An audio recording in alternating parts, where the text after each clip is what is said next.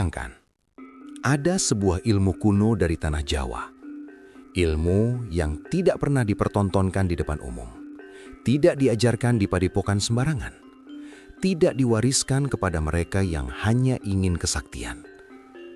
Ilmu ini tidak butuh mantra, tidak butuh jimat, tidak butuh bantuan makhluk gaib.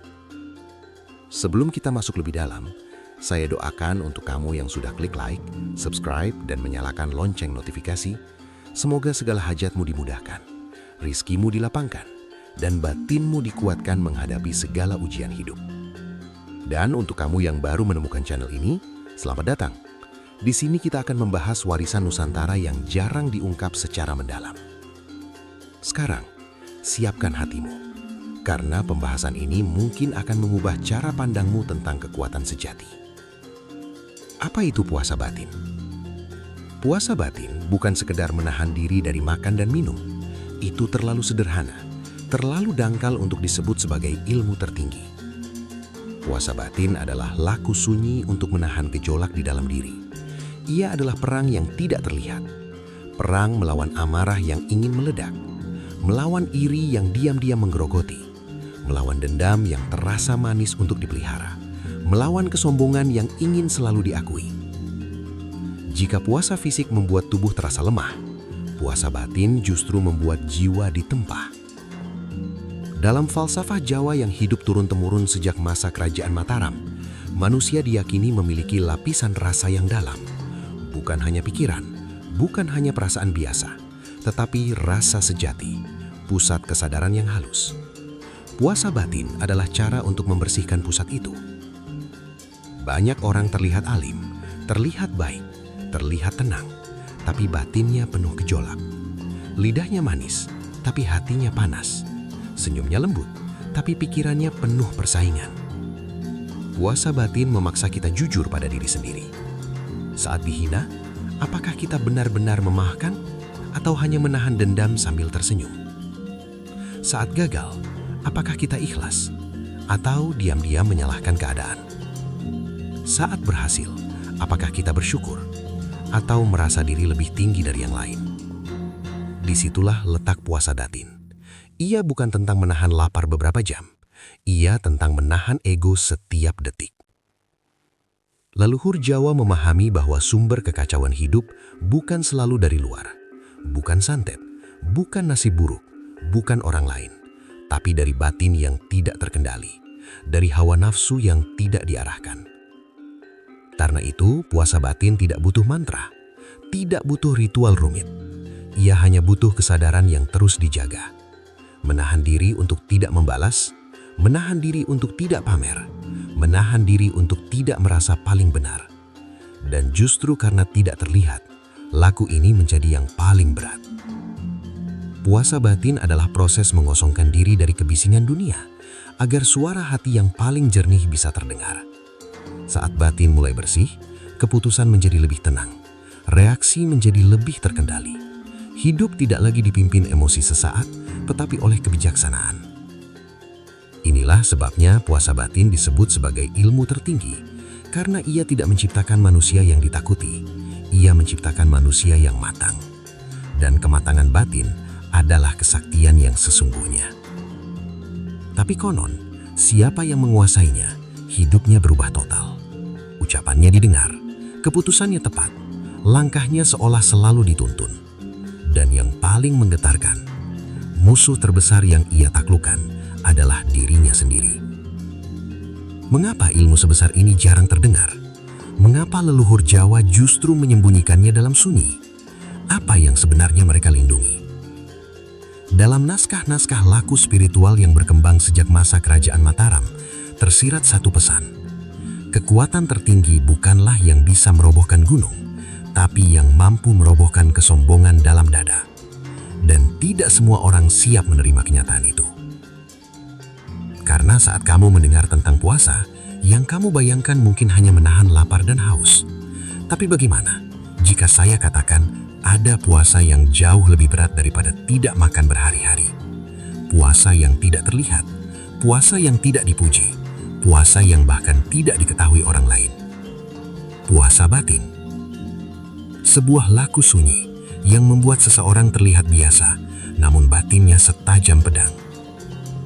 Mengapa ilmu ini tidak populer? Karena ia tidak menjanjikan sensasi, ia menghancurkan ego, ia memaksa kita melihat sisi paling gelap dari diri sendiri. Dan jujur saja, tidak semua orang berani masuk ke ruang sunyi itu. Hari ini, kita akan membuka tirai yang selama ini tertutup rapat. Bukan untuk mencari kesaktian, bukan untuk menjadi sakti, tapi untuk memahami mengapa leluhur Jawa menempatkan puasa batin sebagai ilmu tertinggi. Siapkan hatimu, karena mungkin yang akan tersentuh bukan pikiranmu, tapi batinmu yang paling dalam. Kenapa disebut ilmu tertinggi? Mengapa puasa batin disebut sebagai ilmu tertinggi? Karena ia tidak memberi kekuatan untuk menguasai orang lain, tetapi memberi kekuatan untuk menguasai diri sendiri. Dan percayalah, menguasai diri sendiri jauh lebih sulit daripada menaklukkan 1000 musuh di medan perang. Dalam banyak kisah laku spiritual Jawa, termasuk simbol-simbol kebijaksanaan yang dilekatkan pada sosok seperti Sabdo Palon, selalu ada satu pesan tersembunyi. Manusia yang sejati adalah manusia yang sudah selesai dengan egonya. Bukan yang paling sakti, bukan yang paling ditakuti, bukan yang paling berkuasa, tapi yang paling stabil batinnya. Ilmu-ilmu lain sering menjanjikan hasil yang terlihat, kebal senjata, pengasihan, kewibawaan instan. Semua itu memikat, menggoda, membuat manusia merasa lebih unggul. Namun puasa batin berbeda. Ia tidak memberi sensasi, ia memberi kedalaman. Orang yang menjalani puasa batin mungkin tampak biasa saja, tidak mencolok, tidak pamer kesaktian.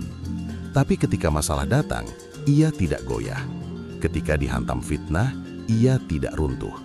Ketika kehilangan, ia tidak hancur. Mengapa? Karena pusat kekuatannya bukan berada di luar dirinya, bukan pada pengakuan orang, bukan pada harta, bukan pada jabatan, melainkan pada kesadaran yang sudah terlatih untuk tidak bereaksi secara liar. Inilah yang membuat puasa batin menjadi puncak dari segala laku. Ia melatih manusia untuk menang tanpa ngasorake, menang tanpa merendahkan. Sebuah falsafah yang hidup kuat dalam budaya Jawa, terutama di wilayah seperti Yogyakarta dan Surakarta. Menang atas amarah, menang atas keserakahan, menang atas keinginan untuk selalu dipuji.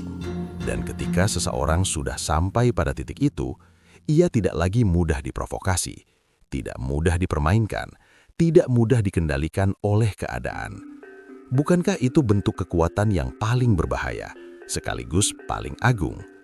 Puasa batin membentuk ketenangan yang tidak bisa dibeli, wibawa yang tidak dibuat-buat, karakter yang tidak rapuh. Ia mengikis lapisan demi lapisan kesombongan, sampai yang tersisa hanyalah kesadaran murni. Dan ketika seseorang sudah sampai di sana, ia tidak perlu menunjukkan apa-apa. Kehadirannya saja sudah cukup berbicara. Itulah sebabnya puasa batin disebut ilmu tertinggi. Karena ia tidak hanya mengubah nasib, ia mengubah siapa dirimu yang paling dalam. Mengapa ilmu ini disembunyikan? Jika puasa batin adalah ilmu tertinggi, lalu mengapa ia seolah tersembunyi? Mengapa tidak diajarkan secara terbuka seperti ilmu-ilmu lain? Jawabannya sederhana, sekaligus menyakitkan. Karena manusia lebih tertarik pada kekuatan yang bisa dipamerkan daripada kekuatan yang harus dirasakan dalam diam. Sejak dulu banyak orang mencari kesaktian, ingin dihormati, ingin disegani, ingin terlihat berbeda. Mereka mendatangi guru, mencari wirid, mencari ajian, berharap ada sesuatu yang bisa membuat mereka unggul dalam waktu singkat. Tapi puasa batin tidak menawarkan jalan pintas. Ia tidak menjanjikan kekebalan. Ia tidak menjanjikan pengaruh instan. Ia tidak menjanjikan kekayaan mendadak. Yang ia tawarkan justru sebaliknya. Proses panjang, sunyi, dan seringkali menyakitkan ego. Dalam perjalanan sejarah spiritual Jawa, nilai-nilai kebatinan berkembang kuat di pusat-pusat budaya seperti Yogyakarta dan Surakarta. Namun ajaran terdalamnya tidak pernah dituliskan secara gamblang. Ia disampaikan melalui simbol, melalui sindiran, melalui laku, bukan kata-kata. Mengapa? Karena ilmu ini hanya bisa dipahami oleh mereka yang sudah lelah dengan kesombongan dirinya sendiri. Puasa batin adalah cermin, dan tidak semua orang siap bercermin. Saat seseorang mulai menjalani puasa batin, ia akan melihat sisi dirinya yang selama ini ia sembunyikan. Rasa iri yang halus, keinginan untuk dipuji, ketakutan kehilangan pengakuan, semua muncul ke permukaan. Dan itu tidak nyaman. Lebih mudah menyalahkan orang lain, lebih mudah menyalahkan keadaan, lebih mudah percaya bahwa masalah datang dari luar. Padahal seringkali sumber kekacauan ada di dalam diri. Ilmu ini disembunyikan bukan karena dirahasiakan dengan sumpah atau kutukan. Ia tersembunyi karena jarang dipilih. Ia ada di depan mata, tapi tidak menarik bagi mereka yang masih mencintai egonya. Leluhur Jawa memahami satu hal penting. Ilmu yang terlalu mudah diakses oleh hati yang belum siap bisa disalahgunakan. Karena itu puasa batin tidak diberi kemasan dramatis, tidak dibungkus dengan kisah-kisah menakutkan. Ia dibiarkan sederhana agar hanya yang sungguh-sungguh yang mau menjalaninya. Dan mungkin justru disitulah letak kebesarannya. Ia tidak memanggil dengan suara keras. Ia menunggu dalam sunyi. Dan hanya mereka yang berani masuk ke dalam keheningan dirinya sendiri yang akan menemukan bahwa ilmu tertinggi itu sebenarnya sudah lama ada di dalam batinnya. Bagaimana menjalani puasa batin? Sekarang pertanyaannya bukan lagi apa itu puasa batin, bukan lagi mengapa ia disebut ilmu tertinggi, tapi bagaimana cara menjalaninya. Jawabannya mungkin akan mengejutkanmu. Puasa batin tidak dimulai di gunung, tidak harus bertapa di gua, tidak perlu meninggalkan dunia. Ia dimulai dari kehidupan sehari-hari, dari rumahmu, dari tempat kerjamu, dari interaksimu dengan orang-orang terdekat. Laku ini justru diuji di tengah keramaian. Dalam tradisi kebatinan Jawa yang tumbuh sejak era Kerajaan Mataram, ada penekanan pada ngolah rasa, mengolah batin agar tidak dikuasai gejolak. Ini bukan teori, ini latihan nyata. Latihan pertama menyadari emosi sebelum bereaksi. Saat amarah muncul, jangan langsung dilampiaskan. Diam, tarik nafas, rasakan. Akui bahwa amarah itu ada, tapi jangan biarkan ia mengambil alih. Latihan kedua, mengurangi kebutuhan untuk selalu benar. Tidak semua perdebatan harus dimenangkan. Tidak semua kesalahan orang lain harus diluruskan saat itu juga. Kadang, menahan diri adalah kemenangan tertinggi. Latihan ketiga, ikhlas tanpa penonton. Berbuat baik tanpa perlu diketahui. Memaafkan tanpa diumumkan. Membantu tanpa diunggah kemana-mana. Karena puasa batin adalah tentang membersihkan niat, bukan tentang membangun citra. Latihan keempat, menerima kehilangan tanpa kehilangan kendali. Kehilangan harta, kehilangan jabatan, bahkan kehilangan orang yang dicintai. Bukan berarti tidak boleh sedih, tapi jangan sampai kesedihanmu membuatmu membenci hidup. Laku ini berat, sangat berat, karena setiap hari kamu akan berhadapan dengan dirimu sendiri, dengan ego yang ingin dipuji, dengan rasa yang ingin dibalas, dengan nafsu yang ingin dipenuhi. Namun perlahan, jika dijalani dengan konsisten, sesuatu akan berubah. Reaksimu menjadi lebih tenang, keputusanmu lebih jernih, kehadiranmu terasa lebih teduh bagi orang lain. Kamu tidak lagi mudah terpancing, tidak mudah cemas, tidak mudah merasa kurang. Dan tanpa sadar, hidupmu mulai tertata dari dalam. Inilah rahasianya. Puasa batin bukan tentang menjadi manusia tanpa emosi. Ia tentang menjadi manusia yang menguasai emosinya. Saat batin sudah terlatih, dunia luar tidak lagi terlalu mengguncangkan. Karena pusat kekuatanmu tidak berada di luar, ia berada di dalam. Dan ketika seseorang sudah mampu hidup dari pusat itu, ia tidak perlu terlihat hebat. Ia cukup menjadi utuh. Selanjutnya, dampak puasa batin dalam kehidupan. Apa yang sebenarnya terjadi ketika seseorang benar-benar menjalani puasa batin? Perubahannya tidak selalu dramatis di luar. Tidak tiba-tiba kaya, tidak tiba-tiba terkenal, tidak tiba-tiba disegani banyak orang. Tapi di dalam terjadi revolusi besar. Batin yang dulu mudah goyah, perlahan menjadi kokoh. Hati yang dulu mudah tersinggung, menjadi lapang. Pikiran yang dulu penuh prasangka, menjadi jernih. Dan dari dalam itulah hidup mulai berubah. Orang yang kuat batinnya tidak mudah panik saat masalah datang. Ia tidak berburu-buru mengambil keputusan saat emosi memuncak. Ia tidak mudah percaya pada provokasi, karena ia sudah terbiasa mengamati dirinya sendiri. Dalam falsafah hidup Jawa yang diwariskan turun-temurun di wilayah seperti Yogyakarta dan Surakarta, dikenal prinsip keseimbangan batin, bahwa manusia yang selaras di dalam dirinya akan lebih mudah selaras dengan lingkungannya. Puasa batin menciptakan keseimbangan itu. Saat orang lain sibuk bersaing, ia sibuk memperbaiki diri. Saat orang lain terpancing emosi, ia memilih memahami. Saat orang lain haus pengakuan, ia merasa cukup dengan kesadaran diri. Dampaknya luar biasa. Hubungan menjadi lebih harmonis karena ia tidak lagi memaksakan kehendak. Pekerjaan menjadi lebih stabil karena ia tidak dikuasai kepanikan. Rezeki terasa lebih cukup karena ia tidak terus-menerus membandingkan. Dan yang paling penting, ia tidur dengan hati yang lebih tenang. Puasa batin juga membentuk wibawa yang alami, bukan wibawa karena jabatan, bukan karena suara keras, bukan karena ancaman, tapi karena ketenangan. Orang-orang bisa merasakan ketika seseorang berbicara dari batin yang bersih. Ada bobot dalam setiap katanya, ada keteduhan dalam setiap sikapnya. Tanpa disadari, ia menjadi tempat bertanya, menjadi tempat bersandar, menjadi penenang di tengah kekacauan. Inilah buah dari laku sunyi yang jarang terlihat. Puasa batin tidak menciptakan manusia yang ingin menguasai dunia. Ia menciptakan manusia yang tidak lagi dikuasai dunia. Dan ketika seseorang sudah tidak dikuasai oleh ketakutan, ambisi liar dan ego, ia menjadi merdeka. Merdeka dari iri, merdeka dari dendam, merdeka dari haus pujian. Itulah dampak terdalamnya. Bukan sekedar perubahan nasib, tapi perubahan cara memandang hidup. Dan saat cara pandang berubah, dunia yang sama pun terasa berbeda.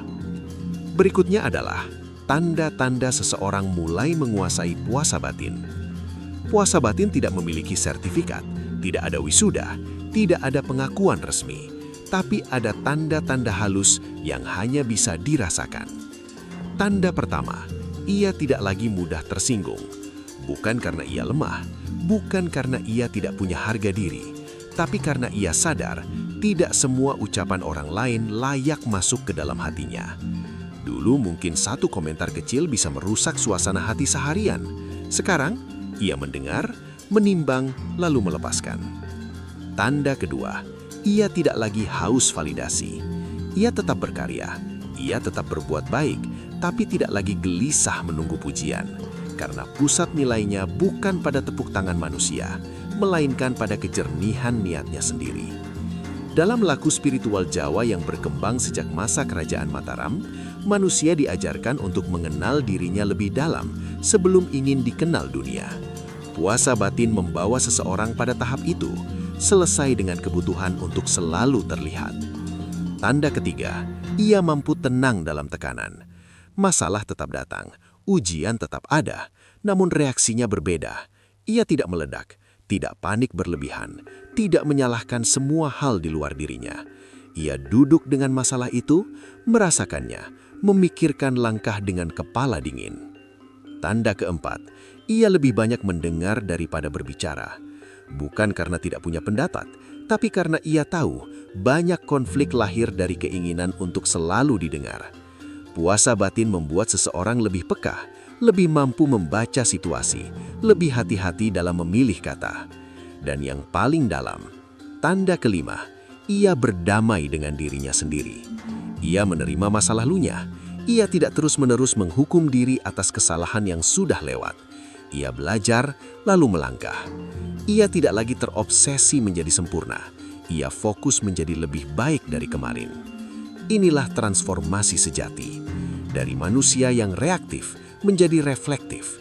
Dari manusia yang emosional menjadi emosinya terkendali. Dari manusia yang gelisah menjadi manusia yang teduh. Dan menariknya, orang-orang di sekitarnya akan merasakan perubahan itu. Tanpa perlu diumumkan, tanpa perlu diceritakan. Karena ketenangan sejati memiliki getarannya sendiri. Saat seseorang benar-benar menguasai puasa batin, ia tidak lagi mencari panggung. Dunia boleh gaduh, orang lain boleh berdebat, tapi di dalam dirinya ada ruang hening yang tidak mudah digoncangkan. Dan disitulah kekuatan tertinggi itu bersemayam. Sekarang, setelah semua ini kita bahas, coba tanyakan pada dirimu sendiri. Sudah sejauh mana kamu mengenal batinmu? Sudah berapa kali kamu kalah oleh emosimu sendiri?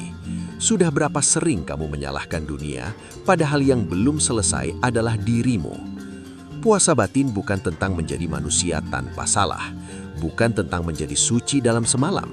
Ia adalah perjalanan pulang ke kesadaran, pulang ke kejernihan, pulang ke diri yang lebih jujur.